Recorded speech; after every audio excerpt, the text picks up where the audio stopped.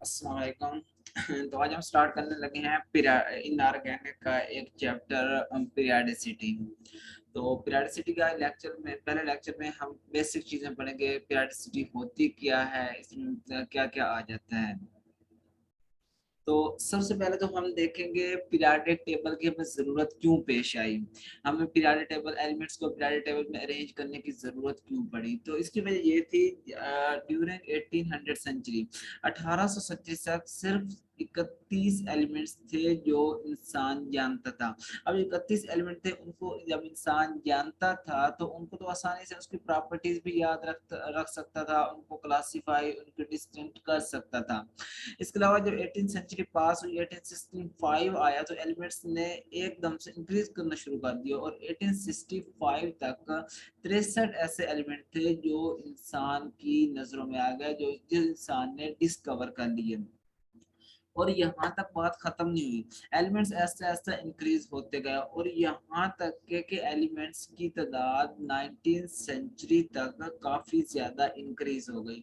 अब जो एलिमेंट्स की इतनी ज्यादा तादाद थी, उनको ना तो याद रखा जा सकता था, ना तो उनकी प्रॉपर्टीज याद रखी जा सकती थी, और ना ही उनके बारे में इंसान मालूमात रख सकता था। तो अब इंसान चाहता था कि इनको क्लासिफाई करके डिफरेंट ग्रुप्स में रख दिया जाए। अब जो एक ही तरह के एलिमेंट्स हैं उनको एक ग्रुप में रखकर उनकी एक ही तरह की प्रॉपर्टीज बना ली जाए और उन प्रॉपर्टीज को याद रख ली जाए, ताकि एलिमेंट्स को क्लासिफाई यानी कि डिस्टेंट करना उनके लिए आसान हो, उनको स्टडी करना उनके लिए आसान हो। तो इस वजह से इंसान ने कोशिश करना शुरू कर दी कि एलिमेंट्स को डिफरेंट क्लासेस में अरेंज किया जाए, ताकि उनकी स्टडी करना, उनकी प्रॉपर्टीज को डिस्कस करना, उनकी प्रॉपर्टीज को याद करना, उनकी प्रॉपर्टीज को बयान करना और आगे इन प्रॉपर्टीज के बारे में बताना आसान हो। तो इस चीज की जरूरत को मद्देनजर रखते हुए, इस चीज की कमी को पूरा करते हुए हमें एक पीरियोडिक टेबल की कमी महसूस की गई।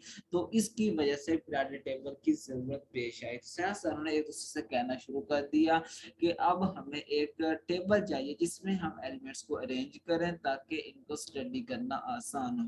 और उन्होंने प्रपोज कर दिया कि ऐसे एलिमेंट्स जिनकी एक जैसी प्रॉपर्टीज हो उनको एक ही ग्रुप में रखा जाए, इस तरह जिनकी मुख्तलिफ प्रॉपर्टीज हो उनको एक दूसरे अलग अलग रखा जाए, जिनसे मिलती जुलती उनको साथ साथ ग्रुप में रखा जाए। तो अब पीरियोडिक टेबल बनाने के लिए क्वेश्चन शुरू हो गई। तो इनमें सबसे पहले आ गया डुब्रीनियर, ये एक साइंटिस्ट थे। इन्होंने सबसे पहले, आप इनकी हिस्ट्री खूब सर्च कर लीजिएगा, मैं हिस्ट्री नहीं बताऊंगा, सिर्फ कंसेप्ट बताता जाऊंगा।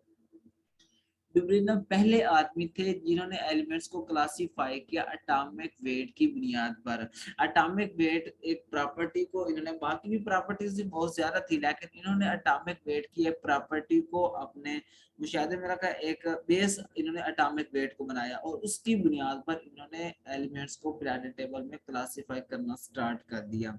इन्होंने क्या किया, इन्होंने एलिमेंट्स के ना ग्रुप बनाए। एक ग्रुप में तीन तीन एलिमेंट्स को रखा और उस ग्रुप में उन तीन तीन एलिमेंट्स को रखा जिनकी प्रॉपर्टीज आपस में मिलती जुलती थी, जिनकी प्रॉपर्टीज आपस में सेम सेम थी। तो इन्होंने तीन एलिमेंट्स इस तरह बनाया कि भाई ये तीन एलिमेंट को मसलन ए बी सी का एक ग्रुप है, ठीक है। तो इसमें जो दरमियान वाला एलिमेंट है ना, मसलन बी, इसका जो एटॉमिक, अब इन्होंने एटॉमिक वेट को बेस बनाकर क्लासिफाई किया तो हमने एटॉमिक वेट को ही देखना है। तो जो ये दरमियान वाला एलिमेंट है, इसका जो एटॉमिक वेट है, अगर ये बाहर वाले दो एलिमेंट को प्लस कर यानी इनका मीन ले लिया जाए, एटॉमिक इनका मीन ले लिया जाए इनको तो जो ये दरमियान वाला एलिमेंट है इसका एटॉमिक वेट निकल आता है। तो इन्होंने ऐसे तीन तीन एलिमेंट को एक ग्रुप में अंदर रखा और दरमियान में एक ऐसा एलिमेंट रखा कि बाहर वाले जो दो एलिमेंट हैं इनके एटॉमिक वेट का जो मीन है ये दरमियान वाले का एटॉमिक वेट होता है। तो इस तरह से क्लासिफाई किया, मसलन ये तीन एलिमेंट हैं ए बी और सी। तो ये दरमियान वाला एलिमेंट है, इसका जो एटॉमिक वेट है बी का, ये बराबर होगा atomic weight of A plus atomic weight of C divided by 2। जब इनको सॉल्व किया जाएगा तो ये एटॉमिक वेट जो है बी का निकल आएगा। इस तरह इन्होंने अपने इस ट्राइएड को प्रूव करने के लिए कुछ एग्जांपल भी दी। इनमें से एक एग्जांपल ये थी, एलिमेंट थे ये लिथियम, सोडियम और पोटेशियम। इन्होंने इसका एक ट्राइएड बनाया, ग्रुप बनाया, ये एक ग्रुप है, ठीक है। तो लिथियम का एटॉमिक वेट था 7, सोडियम का 23 और पोटेशियम का 39। इनके मुताबिक ये लिथियम और पोटेशियम के जो एटॉमिक वेट का मीन है, सोडियम का एटॉमिक वेट निकलना चाहिए। तो इन्होंने वही किया, एटॉमिक वेट ऑफ सोडियम जो था इसको निकाला, इन दोनों का मीन लेकर एटॉमिक और सोडियम इनके मुताबिक atomic weight of lithium plus atomic weight of potassium divided by 2 किया तो वाकई ही 23 इनका एटॉमिक वेट, सोडियम का एटॉमिक वेट निकल आया इनके इस ट्राइएड का जो इन्होंने एक अपना नजरिया पेश किया उसके मुताबिक। उसके बाद मैंने दूसरी एग्जांपल एक इस ट्राइएड की दी, कैल्शियम, स्ट्रोंशियम और बैरियम की। तो इसके मुताबिक भी इस ट्राइएड में भी जो स्ट्रोंशियम का एटॉमिक वेट था, ये बहर वाले जो दोनों एटॉमिक वेट थे इनका अगर देखें ये 40 + 1 37 डिवाइडेड बाय 2 88.5, ये 0.5 का इतना ज्यादा डिफरेंस नहीं होता। तो इसका जो स्ट्रोंशियम था इसका एटॉमिक वेट निकल रहा था। तो ये दो इनके ये थे जो इन्होंने ट्राइएड बनाए थे। एक तीसरा ट्राइएड भी इन्होंने ये बनाया था क्लोरीन, ब्रोमीन और आयोडीन का। क्लोरीन का एटॉमिक वेट 35.5 होता है, ब्रोमीन का 80 होता है, आयोडीन का 127 होता है। तो इनके ट्राइएड के ग्रुप के मुताबिक जो ब्रोमीन का एटॉमिक वेट था वो इस तरह निकलना था, क्लोरीन के एटॉमिक वेट को और आयोडीन के एटॉमिक वेट को प्लस कर देना था हमने और उसके ऊपर 2 को डिवाइड कर देना था। जब इन्होंने डिवाइड किया तो ये ब्रोमीन का एटॉमिक वेट निकल आया। 1.5 का इतना ज्यादा डिफरेंस नहीं होता, मतलब करीब करीब निकल रहा था। तो ये इनका ये एक ट्राइएड इस तरह था कि जो बहर वाले दो एलिमेंट होते हैं अगर इनका मीन ले लिया जाए तो इनका जो दरमियान वाला एलिमेंट होता है ट्राइएड के अंदर उसका एटॉमिक वेट निकल आता है। अब इनके जो डिविजनल ऑफ ट्राइएड था इसके कुछ मेरिट्स भी थे, कुछ डीमेरिट्स भी थे इसके। कुछ लोगों ने इसको पसंद भी किया और कुछ लोगों ने इसको तंज की। कुछ ने कहा इसमें ये डीमेरिट्स हैं, कुछ ने कहा इसमें कुछ अच्छी चीजें भी हैं, कुछ बुरी चीजें भी हैं। तो इसमें जो अच्छी चीजें थी वो ये थी कि एलिमेंट्स को पहली दफा एटॉमिक वेट की बुनियाद पर किसी बंदे ने क्लासिफाई किया गया था। तो ये एक अजीब बात थी तब जब किसी बंदे को पता ही नहीं था क्या करना है क्या नहीं करना, तो एक बंदे ने आगे बढ़कर किसी चीज को उठाकर उसको बिना क्लास में किसी कुछ ना कुछ करके दिखा दिया। तो तब ये डुब्रिंगर बहुत ज्यादा मशहूर हो गया। उन्होंने कुछ ना कुछ तो किया ही सही ना, कुछ ना करने से बेहतर कुछ करना है। तो उन्होंने आगे बढ़कर कुछ ना कुछ कर दिया और इन्होंने सबसे पहले एटॉमिक वेट को बेस बनाकर क्लासिफाई कर दिया। इनका पहला मेरिट ये था। दूसरा ये था कि जो इन्होंने ट्राइएड के ग्रुप बनाए उनकी प्रॉपर्टीज भी मिलती जुलती थी। मतलब वो जो ट्राइएड के अंदर तीनों एलिमेंट और थे उनके आपस में प्रॉपर्टीज करीब करीब मिलती थी। इनके डीमेरिट भी थे, खामियां भी कुछ थी। साफ ज़ाहिर है पहली दफा क्लासिफाई किया गया था, बिल्कुल 100% श्योर तो नहीं हो सकता था। तो इनके अंदर डीमेरिट्स भी थे। तो डीमेरिट्स ये थे कि उस वक्त तक जो सारे एलिमेंट डिस्कवर थे, जो सारे एलिमेंट नॉन थे, ये जो डुब्रिंगर भाईजान थे ये उन सबको ट्राइएड के ग्रुप में नहीं रख सके थे। इन्होंने कुछ एलिमेंट्स को ट्राइएड के ग्रुप में रखा और जो बाकी एलिमेंट्स बच गए इन्होंने कहा मैं इनके साथ क्या करूं, बस यही बनते थे ट्राइएड के ग्रुप।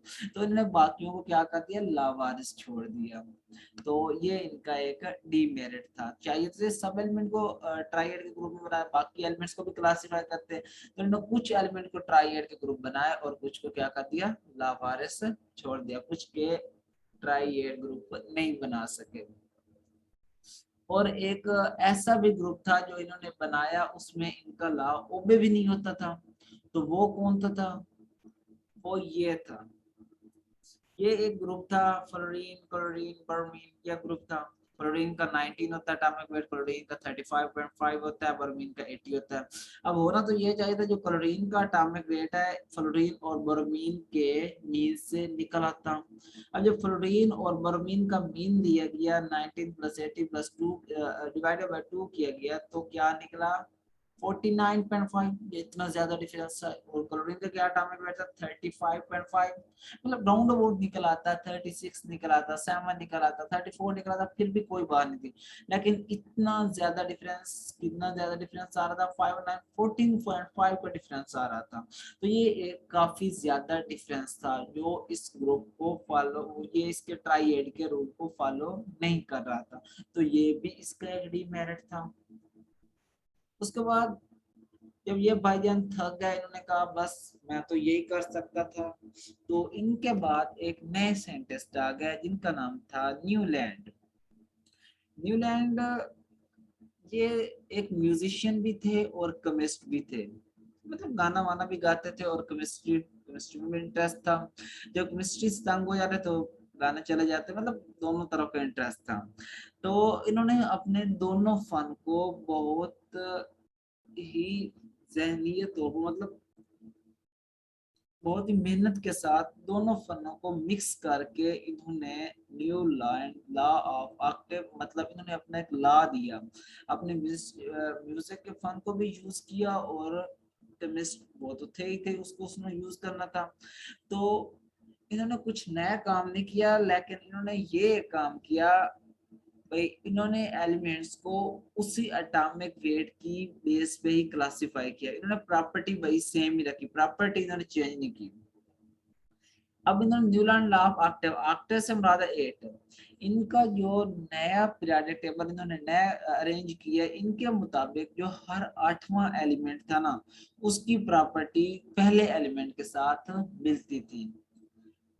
और ये इनका जो लॉ था सिर्फ लाइटर एलिमेंट्स के लिए एप्लीकेबल था। तो मैं आपको बता रहा था ये म्यूजिशियन और केमिस्ट्री और दोनों फनों को इन्होंने बतौर खूबी से इस्तेमाल किया। किस तरह इस्तेमाल किया ये मैं आपको बताता हूँ। तो ये धुन थी जो इन्होंने अपने म्यूजिक से ली, सारे गामा पदा नी, ये 7 धुन बन रही थी। तो इन्होंने इस तरह इसको लिख लिया, इसको एस, सा को 1 का नाम दिया, रे को 2 का नाम दिया, गा को 3 का, मा को 4 का, पा 5 और दा 6, नी 7 का। ठीक है,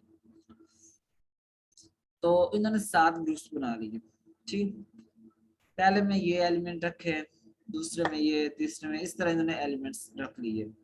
अब इन्होंने क्या क्या, न्यूलैंड लॉ ऑफ ऑक्टेव्स के मुताबिक इन्होंने ये कहा कि हर 8वें एलिमेंट की, ये एक के बाद ये 7 एलिमेंट इस तरह इन्होंने अरेंज कर दिए। अब जो 8वां, ये 7वें के बाद 8वां एलिमेंट ये देखा अगेन सोडियम आ रहा है, तो ये सोडियम की जो प्रॉपर्टीज थी दोबारा इस पहले के साथ मिलती थी। इस तरह उसके बाद सोडियम के बाद ये देखें 1 2 3 4 5 6 7, इसके बाद 8वां एलिमेंट था पोटाशियम, इसकी प्रॉपर्टी फिर सोडियम के साथ मिलती, लिथियम के साथ मिलती। इन्होंने कहा जो हर 8वां एलिमेंट है इसके हर इसके लॉ के मुताबिक हर 8वें एलिमेंट की प्रॉपर्टी पहले के साथ मिलती है।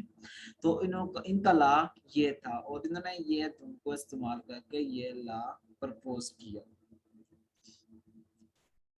तो इन्होंने एलिमेंट्स को उनकी प्रॉपर्टीज की बुनियाद पर अरेंज किया, एटॉमिक वेट की बुनियाद पर। इस तरह बेरिलियम, मैग्नीशियम का, बेरिलियम के बाद जो 8वां एलिमेंट इसका आता है मैग्नीशियम आता है, इसकी प्रॉपर्टीज बेरिलियम से मिलती हैं। मैग्नीशियम के बाद 8वां एलिमेंट कैल्शियम आता है, इसकी प्रॉपर्टीज इसके साथ दोनों के साथ मिलती हैं। इस तरह बाकी भी पीरियोडिक टेबल इन्होंने इस तरह अरेंज किया था।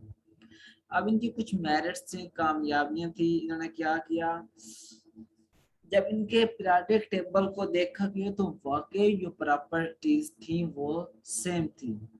और ये जो पीरियोडिक टेबल इनका था वो सिर्फ लाइटर एलिमेंट्स के लिए सक्सेसफुल था और इन्होंने हैवियर एलिमेंट्स को एक साइड पे रख दिया था। उनको उन पे इनका जो पीरियोडिक टेबल था वो एप्लीकेबल भी नहीं था, वहां पर कुछ डेफिशिएंसीज भी मेरिट्स आ रहे थे, इसका जो पीरियोडिक लॉ था वो एप्लीकेबल नहीं हो रहा था। लेकिन इन्होंने एक फेनोमेनन डिस्कवर किया, पीरियडिसिटी। इन्होंने पीरियडिसिटी को पहली मर्तबा डिफाइन किया। इन्होंने कहा पीरियडिसिटी होती है repetition of same physical and chemical properties after same interval, मतलब कुछ इंटरवल्स के बाद, कुछ एक जैसे इंटरवल के बाद केमिकल और फिजिकल प्रॉपर्टीज का दोबारा दोबारा से रिपीट होना, इसको हम कहते हैं पीरियडिसिटी। उसके बाद इन्होंने कुछ ये भी कह दिया। अब देखें, अगर ये देखें पीरियड टेबल है ना, तो अगर हम नीचे की जानब ये देखें जाए, हर 8वें एलिमेंट के बाद इनका जो एटॉमिक वेट है वो क्या हो रहा है, इंक्रीज हो रहा है। ठीक है, मतलब कुछ प्रॉपर्टीज इंक्रीज भी हो रही हैं। जो इसमें एलिमेंट के अंदर प्रॉपर्टीज थी वो इससे ज्यादा स्ट्रॉन्गर एफिशिएंसी के अंदर इसके अंदर मौजूद होंगी, और उसके बाद जो नीचे वाले एलिमेंट के अंदर और भी ज्यादा स्ट्रॉन्गर एफिशिएंसी के साथ मौजूद होंगी। तो इसकी वजह से इन्होंने पीरियडिसिटी को इस तरह भी डिफाइन किया, ग्रेजुअल इंक्रीज, मतलब एक वक्फे के बाद कुछ जो इंक्रीज भी आ रहा है, जो एटॉमिक वेट के अंदर इंक्रीज आ रहा है, इस तरह बाकी कुछ प्रॉपर्टी थी जिनके अंदर इंक्रीज आ रहा था। ग्रेजुअल इंक्रीज और gradual repetition of same physical and chemical properties, इसको भी हम क्या कहेंगे, पीरियडिसिटी। उसके बाद भी कुछ डीमेरिट्स थे। बाद में नोबल गैसेस डिस्कवर हो गई, हैवी एलिमेंट्स डिस्कवर हो गए। जब नोबल गैसेस डिस्कवर हुई तो इनको कहाँ पे रखा गया, यहाँ पर 8वीं पोजीशन पे, लास्ट में इनको 8वीं पोजीशन पे रखा गया। तो इनके लॉ के मुताबिक हर 8वें एलिमेंट की पहले के साथ प्रॉपर्टीज मिलती थी। अब जब 8वें यहाँ पर ग्रुप में रखा गया नोबल गैसेस को, तो लिथियम की प्रॉपर्टी तो नोबल गैस के साथ मिलनी चाहिए थी, जो सामने आ रही थी, हीलियम के साथ मिलनी चाहिए थी। तो ये प्रॉपर्टीज नहीं मिलती थी नोबल गैस के साथ, तो ये भी इसका डीमेरिट था। अब 9वें एलिमेंट के साथ मिल रही थी इनकी प्रॉपर्टीज, मतलब उसके साथ मिल ही नहीं रही थी, तो ये भी इसका एक डीमेरिट था। उसके बाद डिस्कवरी ऑफ हैवी एलिमेंट्स, जब थोड़े हैवियर एलिमेंट्स, ज्यादा वेटेज के, ज्यादा एटॉमिक वेट रखने वाले एलिमेंट्स डिस्कवर हुए बाद में, तो उनके लिए भी वहां कोई खाली पोजीशन नहीं छोड़ी गई थी। इसने जो अपना पीरियोडिक टेबल रैंक किया उसमें कोई खाली पोजीशन नहीं छोड़ी थी। जब इनके दरमियान में कुछ ज्यादा हैवी वेट रखने वाले एलिमेंट डिस्कवर हुए तो उनकी प्रॉपर्टीज को भी ये डिफाइन करने से कासिर था, ये डिफाइन नहीं कर पा रहा था, तो ये भी इसका एक डीमेरिट था। उसके बाद जब ये भाईजान चले गए तो दो और साइंटिस्ट आए जो एक साथ काम कर रहे थे। एक साथ मतलब वो अपने अपने मुल्क के अंदर काम कर रहे थे, वो एक दूसरे के बारे में बिल्कुल भी नहीं जानते थे। डिमिट्री मेंडलीव और Luther mayor, Dmitry Mendeleev Russia से थे और जो लोदर मेयर थे वो जर्मन साइंटिस्ट थे, जर्मन केमिस्ट थे। तो ये दोनों जो थे वो अलग अलग अपना काम कर रहे थे। इनको नहीं पता था, डिमिट्री को नहीं पता था लोदर काम कर रहा है, और लोदर को नहीं पता था डिमिट्री भी काम कर रहा है। तो जो डिमिट्री मेंडलीव थे इन्होंने अपना पीरियोडिक टेबल पहले प्रपोज कर दिया, पहले शाया करवा दिया, इसकी वजह से ये बहुत ज्यादा मशहूर हुए। और जो लोदर मेयर थे ये भाईजान थोड़े स्लो थे, इन्होंने लेट अपना जो था पीरियोडिक टेबल शाया करवाया, इसकी वजह से इनको इतनी फेमिलिटी नहीं मिल सकी जितनी डिमिट्री को मिल चुकी थी। तो ये दोनों अलग अलग काम कर रहे थे और इन्होंने पीरियोडिक टेबल उसी दौरान प्रपोज किया, पहले डिमिट्री ने कर दिया फिर लोदर मैंने कर दिया। तो लोदर का जो पीरियोडिक टेबल था इन्होंने जो किया, इन्होंने ग्राफिकल रिप्रेजेंटेशन दी, इन्होंने ग्राफ की मदद से अपना जो एलिमेंट थे, पीरियोडिक एलिमेंट थे, उनको एक ग्राफ की मदद से अरेंज किया। ठीक है, तो इन्होंने अपने पीरियोडिक डिफाइन किस तरह किया, इन्होंने डिफाइन किया element at the similar position of curve have similar properties. इसका क्या मतलब है, इसका मतलब है ये देखें, यहाँ पर जो पीक पे आ रहे हैं एलिमेंट, इनकी जो प्रॉपर्टीज हैं आपस में सेम होगी। इस तरह जो डिसेंडिंग पोजीशन पे एक पोजीशन पे आ रहे हैं इनकी आपस में प्रॉपर्टीज, सॉरी असेंडिंग पोजीशन पे आ रहे हैं इनकी आपस में प्रॉपर्टीज सेम होंगी, मसलन फ्लोरीन, क्लोरीन, ब्रोमीन। इस तरह जो डिसेंडिंग पोजीशन पे आ रहे हैं मैग्नीशियम, कैल्शियम, इस तरह स्ट्रोंशियम, इनकी प्रॉपर्टीज आपस में सेम होगी। इस तरह इन्होंने बाकी एलिमेंट्स को भी इस तरह एक कर्व बनाकर एक्सप्लेन किया। इन्होंने कहा जो पीक पे एलिमेंट होंगे इनकी प्रॉपर्टी इस तरह, अल्कली मैटर को मसलन ये पीक के ऊपर रखा गया तो ये सारे अल्कली मैटर थे, इनकी प्रॉपर्टी आपस में सेम थी। इस तरह अल्कलाइन, ये मैग्नीशियम, कैल्शियम, स्ट्रोंशियम अल्कलाइन था, इनकी प्रॉपर्टीज आपस में सेम थी। इस तरह फ्लोरीन, क्लोरीन, ब्रोमीन, हैलोजन थी, इनकी प्रॉपर्टी ये असेंडिंग पे थे, इनकी प्रॉपर्टी आपस में सेम थी। तो इस बाइसेप ने अपना जो पीरियोडिक टेबल था एक कर्व ग्राफिकल रिप्रेजेंटेशन दी, तो इस वजह से भी ये इतना ज्यादा मशहूर नहीं हो सके, क्योंकि लोग यहाँ पर ग्राफ को समझना बहुत ज्यादा मुश्किल था और ग्राफ की मदद से लोगों को समझाना भी बहुत ज्यादा मुश्किल था, तो ये इतना मशहूर नहीं हो सके। पहला तो उन्होंने अपना जो पीरियोडिक टेबल था उसको लेट शाया करवाया, और जो सेकंड इनकी रीजन थी डीमेरिट था, जो इनका सक्सेस न मिलने की रीजन थी वो ये थी कि इन्होंने जो पीरियोडिक टेबल था ग्राफ की मदद से एक्सप्लेन किया, ग्राफ की मदद से शाया करवाया, तो इसकी वजह से ये भाईजान मारे गए। मारा गया मतलब मरे नहीं, मतलब इनको इतना ज्यादा नेम नहीं मिल सका, इतना ज्यादा फेमस नहीं हो सके। तो सर अब हम देखेंगे डिमिट्री मेंडलीव को। डिमिट्री मेंडलीव भी आपने ये बात याद रखना है, यहाँ तक हम पहुंच आए हैं, अभी तक किसी बंदे ने जो बेस है, जो उसकी पीरियोडिक टेबल एलिमेंट को क्लासिफाई करने की बेस है वो चेंज नहीं की, सभी ने अभी तक एटॉमिक वेट की बुनियाद पर ही क्लासिफाई किया हुआ है।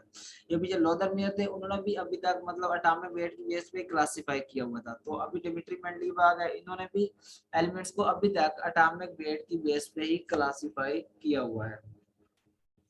तो सबसे पहले तो इन्होंने आकर कहा दिया नॉट एक्टिव।